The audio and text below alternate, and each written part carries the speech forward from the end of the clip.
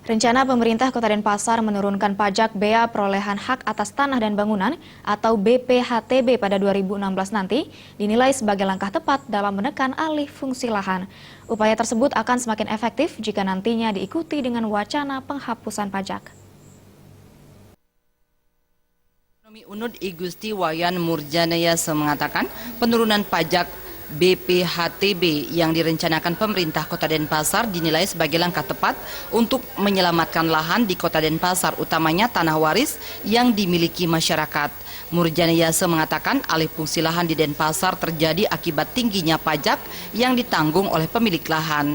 Ketika pajak BPHTB untuk tanah waris ditinggikan, maka kecenderungan penjualan tanah akan semakin tinggi karena masyarakat tidak mampu membayar pajak. Murjanayasa melihat dengan diturunkannya pajak BPHTB tersebut akan berpengaruh terhadap alih fungsi lahan.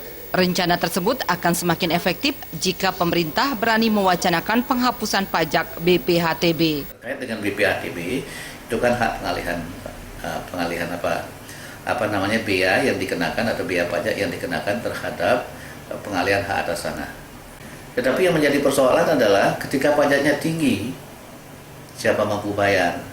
Nah, disitulah akhirnya keluar unek-unek, iming-iming, dipertahankan nggak bisa bayar pajaknya. Yang kedua akhirnya cari jalan pintas dijual, dibagi-bagi sama keluarga kan begitu. Nah, ini yang menjadi persoalan yang menyebabkan kemudian alih fungsi lahan itu menjadi sangat cepat.